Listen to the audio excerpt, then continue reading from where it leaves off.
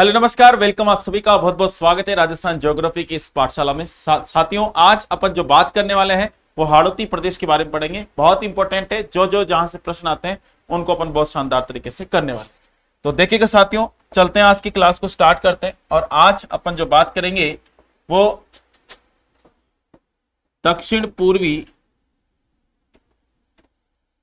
पठारी भाग या फिर इसी को बोलते हैं हाड़ौती का पठार।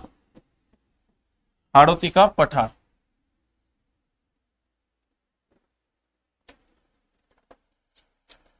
देखो बच्चों, यहां पर हाड़ौती का जो पठार है इसकी अगर अपन चर्चा करते हैं तो ये कौन सा होगा, कौन सा भाग होगा। तो इनकी अगर अपन चर्चा करते हैं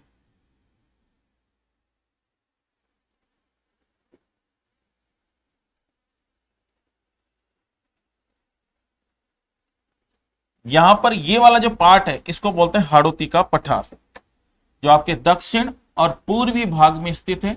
यहां पर पठार पाए जाते हैं, इसलिए इसको बोलते हैं दक्षिण पूर्वी पठारी भाग या फिर हाड़ौती। इसलिए बोलते हैं क्योंकि प्राचीन समय में यहां पर हाड़ा राजा का शासन हुआ करता था, इसलिए इसको हाड़ौती का पठार भी बोलते हैं।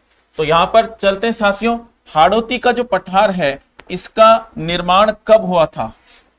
तो इसके निर्माण की अगर अपन चर्चा करते हैं तो इसका निर्माण हुआ था क्रिटेशियस काल में। क्रिटेशियस काल की बात करें तो इसका निर्माण क्रिटेशियस काल में हुआ। और इसका जो निर्माण हुआ था वो निर्माण हुआ था साथियों यहां पर ज्वालामुखी के दरारी उद्गार से। ज्वालामुखी के दरारी उद्गार से इसका क्या हुआ, निर्माण हुआ था। अब चलते हैं साथियों, यहां पर इसका निर्माण क्रिटेशियस काल में हुआ, ज्वालामुखी के दरारी उद्गार से हुआ। और यहां पर वर्षा की बात करें, यहां पर वर्षा की बात करें तो लगभग 80 सेंटीमीटर से अधिक यहां पर क्या होती है साथियों, वर्षा होती है। और अगर अपन बात करते हैं साथियों यहां पर वनस्पति की बात करें तो वनस्पति यहां पर सदाबहार वनस्पति यहां पर देखने को मिलती है। इसके बाद अगर मैं बात करता हूं साथियों जलवायु की बात करें,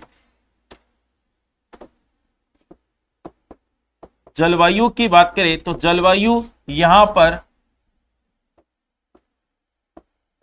अति आर्द्र जलवायु यहां पर पाई जाती है। कौन सी जलवायु पाई जाती है, अति आर्द्र जलवायु यहां पर पाई जाती है। इसके बाद जिलों की बात करें तो जिले यहां पर कितने आते हैं बच्चे, तो जिले यहां पर 4 जिले यहां पर आते हैं। और 4 जिले की अगर अपन बात करते हैं साथियों, ध्यान से सुनना, पहला आएगा कोटा, दूसरा आएगा बारा, तीसरा आएगा बूंदी और चौथा आएगा यहां पर झालावाड़। इस तरीके से इसकी बेसिक विशेषता तो ये रहेगी हाड़ौती क्षेत्र की। अब इसका अपन वर्गीकरण करेंगे, भौगोलिक आधार पर वर्गीकरण करेंगे और भौगोलिक आधार पर इसको 2 भागों में बांटेंगे, विदियन कगार और दक्कन लावा का पठार। तो देखिएगा बच्चों, आगे चलते हैं। दक्षिण पूर्वी पठारी भाग या हाड़ौती का पठार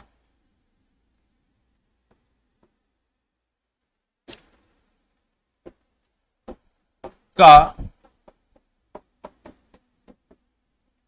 भौगोलिक वर्गीकरण।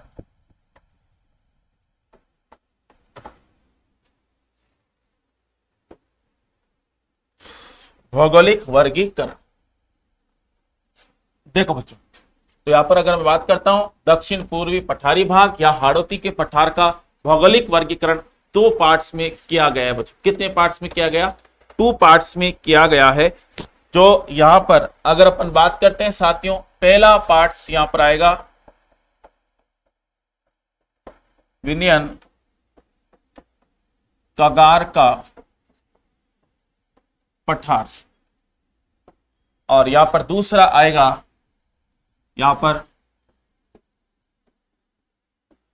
दक्कन लावा का पठार। देखो जो विंध्यन कगार का जो पठार है, इस विंध्यन कगार के पठार की अगर अपन बात करते हैं तो ये आपको कहां से कहां तक मिलेगा, तो इसका विस्तार की अगर अपन चर्चा करते हैं तो इसका विस्तार बिहार के अंदर एक स्थान है सासाराम, और सासाराम एक जिला है, सासाराम जिला बिहार, सासाराम जिला बिहार से ये आपको चित्तौड़ के बेंगू तक आपको ये मिलेगा राजस्थान के अंदर। तो यहां पर इसका विस्तार बताया गया। यहां की मुख्य नदी की अगर अपन चर्चा करते हैं तो यहां की मुख्य नदी चंबल नदी है, चंबल नदी है। और चंबल नदी की बात करें तो चंबल नदी प्रसिद्ध किसके लिए है, तो प्रसिद्ध है बीहड़ भूमि के लिए।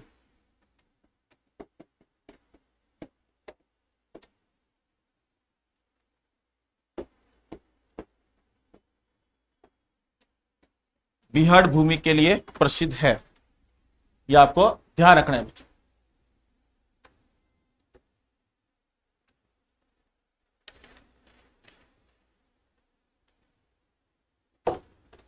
बीहड़ भूमि के लिए प्रसिद्ध है, यह आपको ध्यान रखना है बच्चों।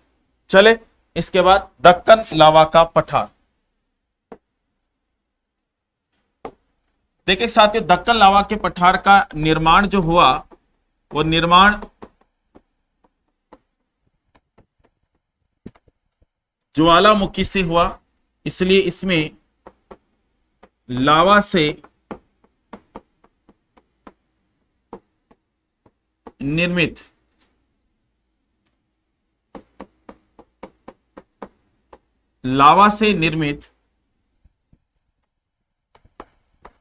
काली मृदा पाई जाती है। तो लावा से निर्मित काली मृदा इसके अंदर पाई जाती है। ठीक है बच्चों। इसके बाद अगर मैं इसकी बात करूं दक्कन लावा के पठार की, तो दक्कन लावा का जो पठार है इसकी अगर बात करें तो 3 सकेंद्रीय पठारों से ये जुड़ा हुआ है। तो 3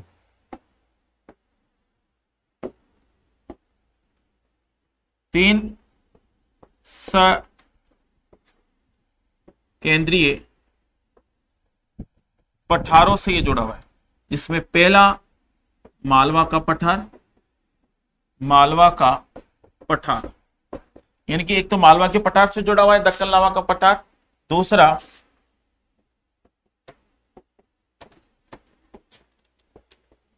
बघेलखंड का पठार से जुड़ा हुआ है,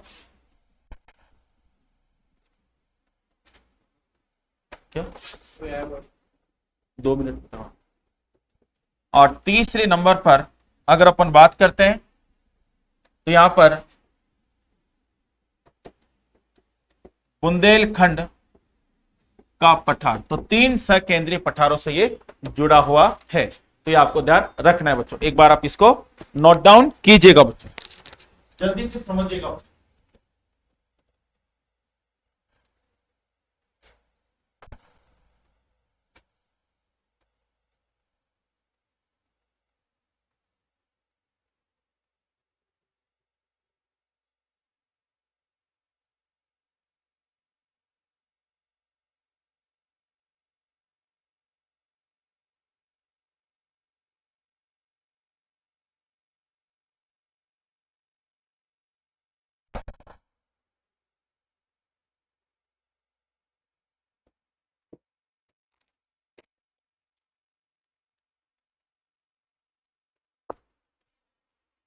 ठीक है बच्चों, तो यहां तक आपको यह ध्यान रखना भी। तो इसके बाद हाड़ौती प्रदेश का अपन संरचना के आधार पर वर्गीकरण करेंगे बच्चों। देखिएगा बच्चों,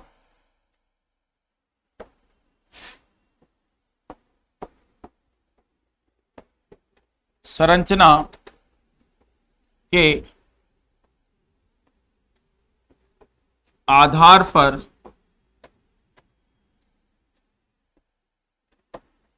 वर्गीकरण किसका? हाड़ौती। ठीक है बच्चों, तो संरचना के आधार पर वर्गीकरण अपन करने वाले। तो देखो बच्चों, तो संरचना के आधार पर जैसे पर्वत पहाड़ों को अलग किया गया, जो जितने भी पर्वत पहाड़ थे उनको अलग कर दिया गया, जितने भी पठार थे उनको अलग कर दिया गया, जितने भी मैदान थे उनको अलग कर दिया गया। तो ध्यान से सुनना साथियों। तो यहां पर सबसे पहले अपन इस हाड़ौती के अंदर पर्वत पहाड़ों को पढ़ेंगे बच्चों, पर्वत पहाड़ों को पढ़ेंगे। तो पर्वत पहाड़ों की बात करें तो पर्वत पहाड़ों को दो प्रकार से बांटा गया। कितने प्रकार से बेटा? दो प्रकार से बांटा गया हाड़ौती के अंदर। पहला भाग तो कौन सा हो जाएगा? मुकुंदरा की पहाड़ी, मुकुंदरा की पहाड़ी। और मुकुंदरा की जो पहाड़ी है इसका विस्तार आपसे पूछे तो इसका विस्तार आप बता सकते हो कोटा के अंदर।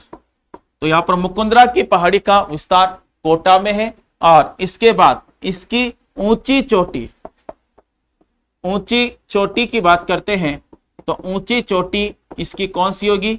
तो इसकी ऊंची चोटी चंदवाड़ी होगी, चंदवाड़ी होगी। और चंदवाड़ी चोटी जो है हाड़ौती की सबसे ऊंची चोटी है।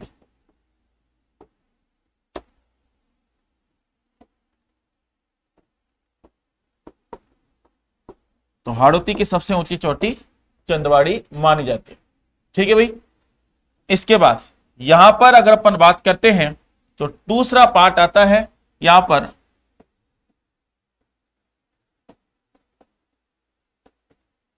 अर्धचंद्राकार पहाड़ियां।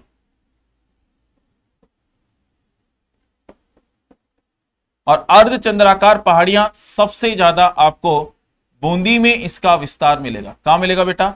बूंदी में। और इसकी ऊंची चोटी संतूर है। तो इसकी ऊंची चोटी कौन सी होगी? संतूर। और संतूर की बात करते हैं तो संतूर मेरे प्यारे बच्चों हाड़ौती की सबसे ऊंची चोटी है, सबसे ऊंची चोटी है। तो संतूर हाड़ौती की सबसे ऊंची चोटी मानी जाती है।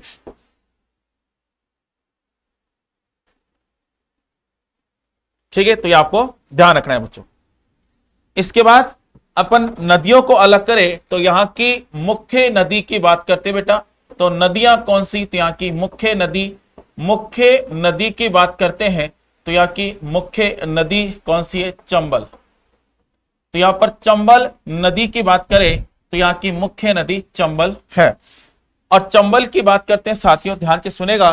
तो चंबल किसके लिए प्रसिद्ध है? ये अपन ने पता है। ये प्रसिद्ध किसके लिए है? तो प्रसिद्ध जो है साथियों किसके लिए है? प्रसिद्ध होगी बीहड़ भूमि के लिए, बीहड़ भूमि के लिए प्रसिद्ध मानी जाती है बच्चों। इसके बाद में शाहबाजगढ़ की उच्च भूमि, इसके बाद में शाहबाजगढ़ की उच्च भूमि की बात करते हैं। देखो बच्चों,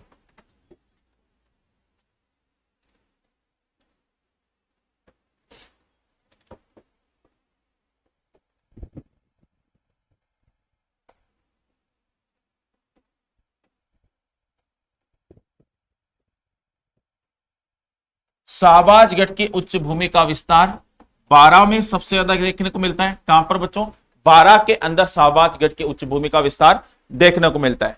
और यहां पर इसका जो आकार मिलता है वो आकार मेरे प्यारे बच्चों, इसका आकार जो है घोड़े की नाल के समान है, घोड़े की नाल के समान इसका आकार माना गया है, जो 12 में स्थित है। और इसके बाद अगर मैं बात करता हूं ये प्रसिद्ध किसके लिए है शाहबाजगढ़ की उच्च भूमि, तो प्रसिद्ध की बात करते हैं तो ये अस्थायी झीलों के लिए, अस्थायी झीलों के लिए ये प्रसिद्ध है बच्चों। यहां पर परवन नदी, परवन झील अस्थायी झील है, एक एग्जाम्पल यहां पर हमने बताया। इसके बाद अगर अपन बात करते हैं साथियों, इसकी ऊंची चोटी कौन सी होगी? शाहबाज गढ़ की ऊंची चोटी जो होगी वो कासबा कासबा थाना, कासबा थाना इसकी ऊंची चोटी होगी, ऊंची चोटी है। तो कासबा थाना इसकी क्या है साथियों? ऊंची चोटी है। तो यहां पर अगर बात करूं शाहबाजगढ़ की उच्च भूमि, इसकी सबसे ऊंची चोटी जो है, ऊंचा भाग जो है शाहबाजगढ़ की उच्च भूमि का कौन सा हो गया? कासबा थाना।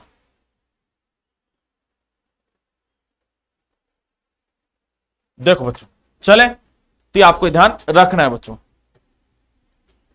एक बार इसको आप नोट डाउन कीजिएगा।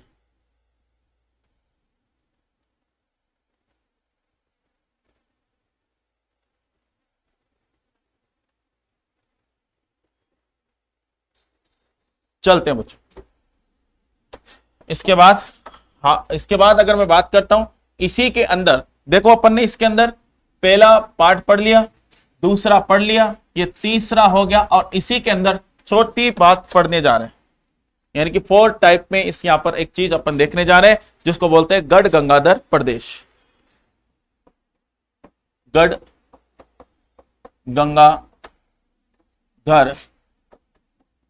प्रदेश। और गढ़ गंगाधर प्रदेश की बात करते हैं तो गढ़ गंगाधर प्रदेश की अगर अपन चर्चा करते हैं तो ये सबसे ज्यादा आपको कहां पर मिलेगा साथियों? गढ़ गंगाधर प्रदेश जो है झालावाड़ के अंदर। कहां मिलेगा बेटा? तो झालावाड़ के अंदर। और प्रसिद्ध किसके लिए है?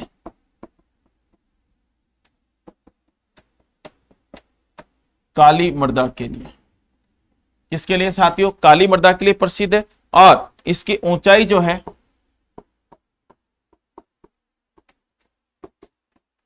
350 मीटर इसकी क्या है साथियों? ऊंचाई मानी जाती है। ठीक है, इसके बाद में 4 नंबर की बात 5 नंबर की बात करते हैं तो वो होता है साथियों झालावाड़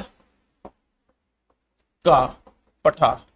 और झालावाड़ का जो पठार है इसकी अगर अपन चर्चा करते हैं तो इसका विस्तार जो आपको झालावाड़ में मिलेगा।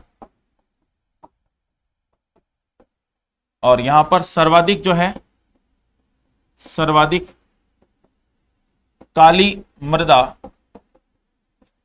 का विस्तार पाया जाता है। सर्वाधिक काली मृदा का यहां पर विस्तार पाया जाता है। ठीक है बच्चों, तो ये आपको ध्यान रखना है।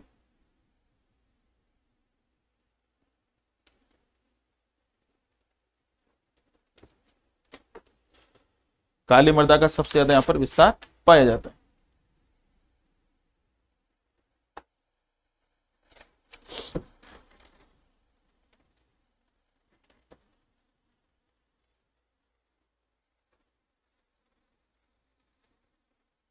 चले बच्चों, तो ये अपना हाड़ौती क्षेत्र पूरा कंप्लीट हुआ। अब प्यारे बच्चों अपन बात करेंगे नेक्स्ट टॉपिक की नेक्स्ट क्लास में। तब तक के लिए धन्यवाद। जय हिंद, जय भारत।